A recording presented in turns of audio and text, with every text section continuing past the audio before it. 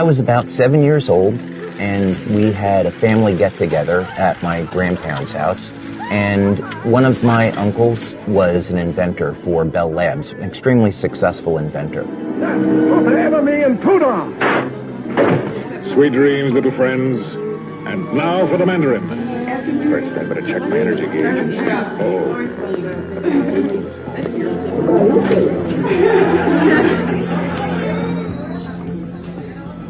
My cousins, they said, hey, let's break away from the adults, and we want to go take a look at something.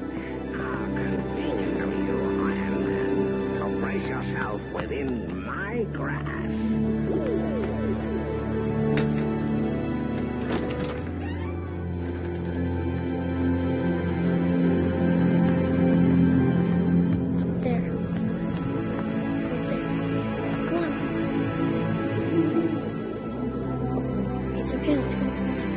Come on.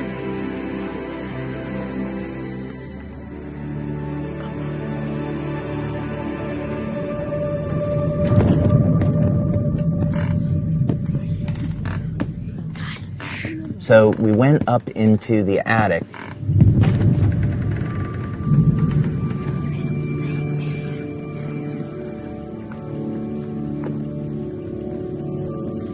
Being in that environment, something started to really resonate with me. I just thought this was the coolest thing.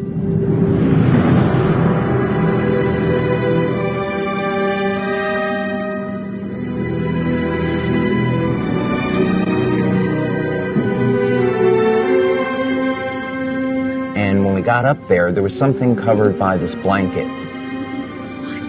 My cousins took the blanket off, and I saw this incredible machine.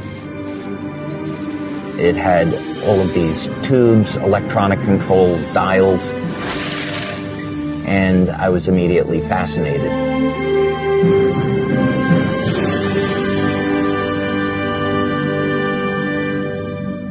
It was then that I knew that I want to be an inventor when I grow up.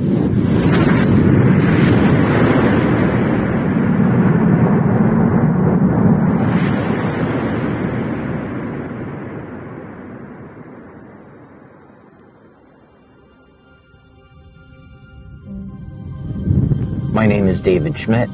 I am a husband, father, inventor, and the CEO and founder of LifeWave.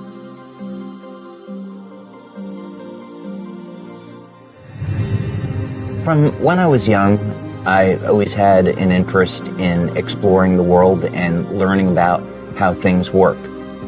We didn't have the distraction of cell phones and computers, so I spent a lot of time outside with my friends, exploring the natural world, looking at insects, going for walks in the woods, and trying to understand how all these things in nature function and enjoying the beauty of it.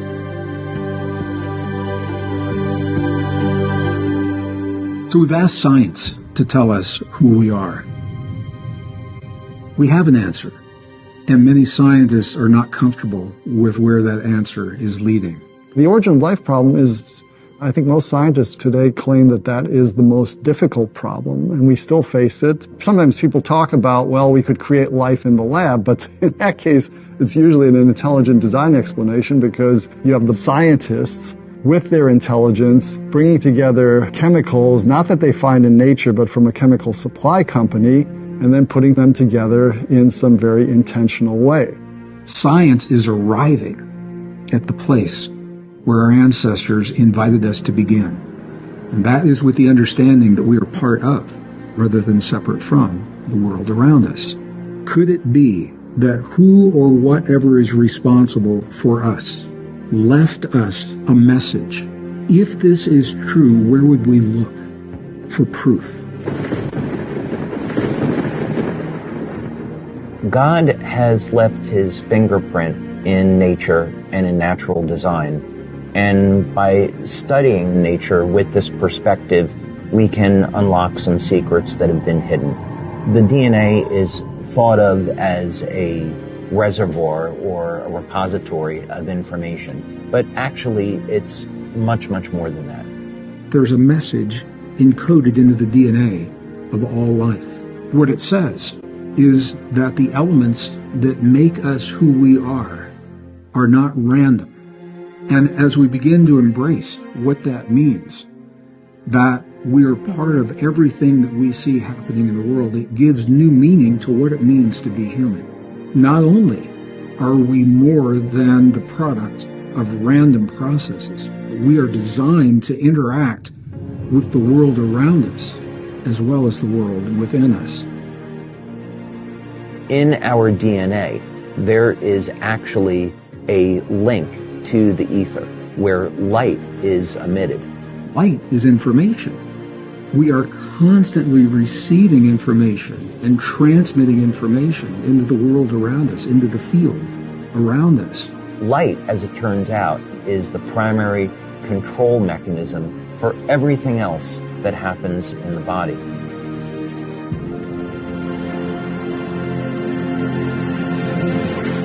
If we can understand the language of the DNA, the code by which this all works, that means we can use light in an entirely different way to improve our health, our quality of life, and even change the way we age.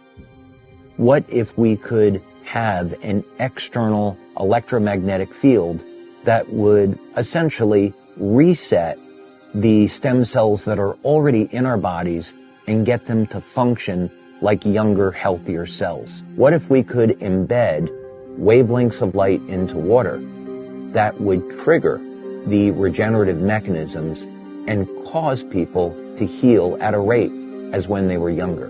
What if we actually found out that in a book that was written thousands of years ago, that information already existed? The first sentence of the book of Genesis is about, in the beginning, how God created the heavens and the earth. So when God was creating the heavens and the earth, there was a mathematical blueprint, and that blueprint shows up in nature.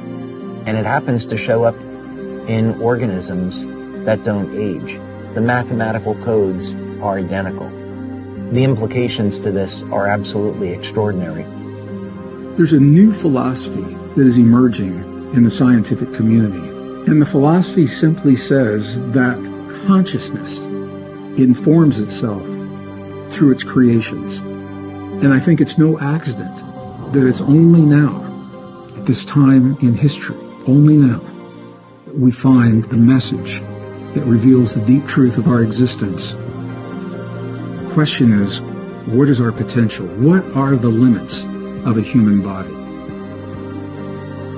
What drives me is that there's this enormous sense of hope that we can create technology to generate clean energy, that we can have foods that aren't genetically modified, and we can meet all of the needs on the planet that we have to, and that we can heal people and give them their lives back.